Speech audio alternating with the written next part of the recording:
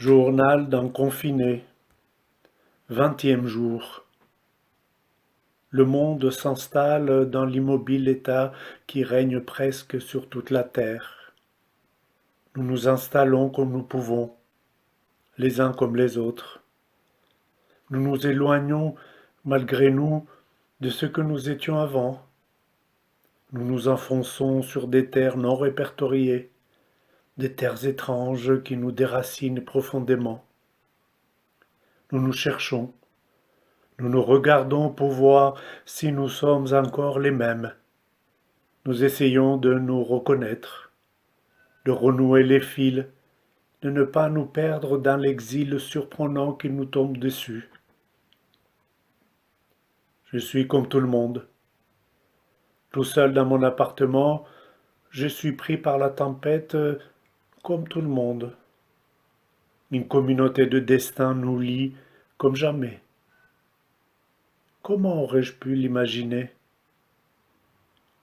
Je suis un exilé alors qu'extérieurement rien n'a changé dans ma vie. Je suis en train de vivre une migration radicale, sans bouger de mon appartement. Où que je pose mon regard, tout est intact, tout est à sa place. Le champ de bataille qui est devenu ma vie, la tienne et celle de tous les autres, ne porte aucune trace de violence, de destruction, de ruine. Aucun signe visible n'est donné aux yeux et aux autres sens pour percevoir l'état d'urgence, l'état de guerre mondiale. Je me demande même si le fait d'utiliser des métaphores guerrières ne nous mène pas à des visions erronées concernant la situation qui est la nôtre maintenant. Pour voir autrement, pour voir autrement ce qui nous arrive, il faut peut-être demander à la parole de nous indiquer d'autres chemins, de nous conduire au cœur du phénomène différemment. Ce n'est pas une guerre, c'est une expulsion. Il ne s'agit pas d'un ennemi, mais d'un thérapeute. Il ne s'agit pas d'une maladie, mais d'une guérison. J'ai peur. Les mots me conduisent sur des sentiers pratiquement vierges. J'ai peur de me perdre, de ne pas me retrouver. J'ai peur de ne pas être à la hauteur de l'hardiesse de mots et de la pensée qu'ils véhiculent. Je ne suis qu'un comptable. Un comptable n'est pas fait pour frayer sur des chemins improbables. Il n'est pas fait pour s'engager sur des chemins qui ne mènent nulle part. Mais je sais que tu es là, près et loin, profondément ami, éternellement fraternel. Je suis porté par ma nouvelle demeure aussi, celle qui se trouve derrière la fenêtre, celle qui me donne accès au nouveau souffle qui traverse notre monde et nos existences. J'ai aussi la petite table ronde avec sa jolie nappe, le vieux cahier qui accueille mon écriture malhabile sans jugement, avec une joie qui lui est propre, et le crayon, avec sa gomme au bout, qui appelle avec bienveillance les mots qui m'honorent toujours de leur présence. Oui, toujours ces magnifiques mots qui se mêlent à moi pour faire naître une pensée à peine connue de moi, une pensée qui n'est pas tout à fait mienne, qui n'est plus que mienne, elle est tienne aussi, peut-être même nôtre. Ce n'est pas une guerre, mais une expulsion. Nous nous sommes expulsés nous-mêmes de nos vies. Un exode sans précédent s'est imposé, s'impose à nous pour nous faire sortir de nos existences. Une irrésistible force nous déracine, nous déposant dans un ailleurs, sans changer d'endroit.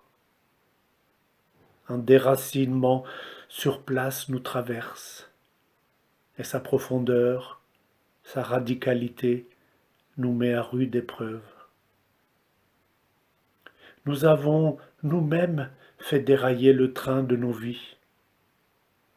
Inconsciemment peut-être, je ne sais pas comment dire. Je laisse les autres ces mots. Je reste au plus près du crayon que je tiens dans la main pour t'écrire. Mais nous voyons certainement avec d'autres yeux que nous allions à toute allure vers le grand ravin, vers une inéluctable chute. Mais nous étions incapables de ralentir le train. Nous étions fascinés, hypnotisés par la vitesse, par l'ivresse du défilement, par l'adrénaline de la succession à grande vitesse, à très grande vitesse. Nous ne pouvions pas ralentir. Nous étions devenus vitesse. Alors, d'un geste venu de je ne sais où, nous nous sommes expulsés de nous-mêmes. Nous avons fait dérailler le train avec grand fracas, et tout s'est arrêté en peu de temps, en très peu de temps. Le train était intact, même pas une égratignure, flambant neuf avec sa technologie de pointe et avec tous ses passagers. Mais voilà, la belle mécanique, le miracle de l'Occident devenu monde, s'était échoué sur l'aride désert de l'immobile, et les rails individuels des passagers cherchaient désespérément leur ancienne destination. Il ne s'agit pas d'un ennemi, mais d'un thérapeute. Le virus n'est pas en guerre contre nous. Le virus ne se bat pas contre nous. Le virus vit sa vie, qui n'est pas une vie hostile, une vie qui a pour but de nous détruire pour prendre notre place, pour habiter nos maisons, nos appartements, pour faire nos métiers, pour avoir nos loisirs et notre existence trépidante. Le virus n'existe même pas en dehors de nous. Le virus et nous ne faisons qu'un. Nous sommes le virus. Au plus profond, au plus fort de la tragédie qui s'abat sur nous, nous devons pouvoir le dire. Oui, je dois accepter les mots qui viennent pour le dire. Nous avons appelé la venue du virus pour nous faire sortir, dans la douleur, la peine et le deuil de nos existences malades. Nous l'avons fait venir pour nous montrer d'autres chemins de vie, d'autres manières de faire société, de faire monde. Le virus est un thérapeute qui nous fait mal, qui nous fait terriblement mal, mais qui nous indique, après le traitement de choc qui nous inflige, une voie thérapeutique, une voie pour retrouver l'équilibre que nous avions depuis longtemps perdu. Il ne s'agit pas d'une maladie, mais d'une guérison. Tu dois te dire que je m'engage dangereusement sur des pentes bibliques, des pentes des discours religieux ou idéologiques qui ne font qu'accentuer le mal. Il n'en est rien, mon ami.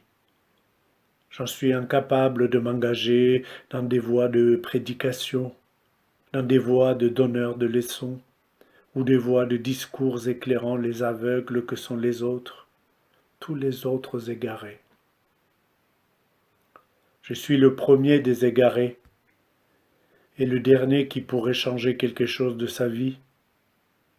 Je ne suis qu'un comptable qui contemple, grâce aux mots qui m'accompagnent, ce que devenu, ce que devient ma vie derrière la fenêtre.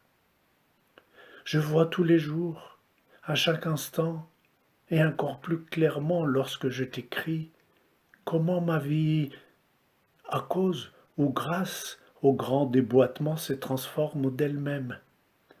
Comment ma vie se déleste avec douleurs et larmes de ses anciens repères, de ses anciennes fondations, pour laisser apparaître des pans entiers de mon quotidien qui n'avaient plus accès au chapitre, qui ne faisaient presque plus partie de ma vie. Je vois à chaque instant qui passe, grâce à l'immobile océan qui recouvre la terre, que les choses vitales de ma vie étaient les plus dévalorisées, les plus déclassées, les plus marginalisées. Je vois ma vie redécouvrir la richesse, le majestueux foisonnement des choses simples, ordinaires, quotidiennes qui constituent la trame de la nécessité de la vie humaine. Le geste le plus anodin ouvre chemin vers des expériences de présente bouleversantes. Boire un verre d'eau, pouvoir voir ce simple geste d'ouvrir le robinet pour que l'eau pure, bonne, coule dans le verre afin que je puisse épancher ma soif. Comment aurais-je pu vivre cela avant? Plus ce qui était essentiel, fondamental à ma vie d'être humain, plus y tomber dans l'oubli, remplacé par des fabrications fantasmagoriques, brillantes, captivantes, qui à elles seules pouvaient consacrer mon existence.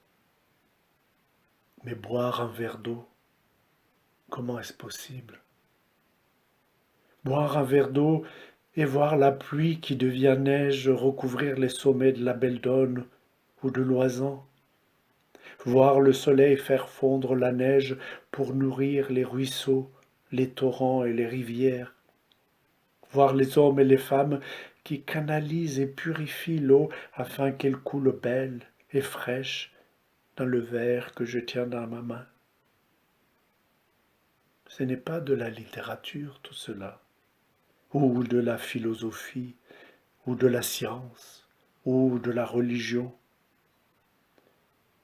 mais de l'avènement d'une pensée qui rend accessible l'apparition de la source de la vie, et considère sans jugement l'oubli, le profond oubli qui est le mien, le tien peut-être, et celui de tous les autres.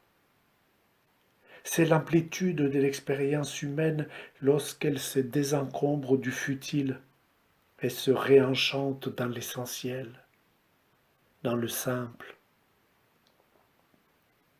Je ne suis qu'un comptable, et malgré ma douleur et mes larmes, je suis prêt à admettre que cette maladie-là peut être ma guérison, la tienne aussi, et celle de tous les autres, peut-être.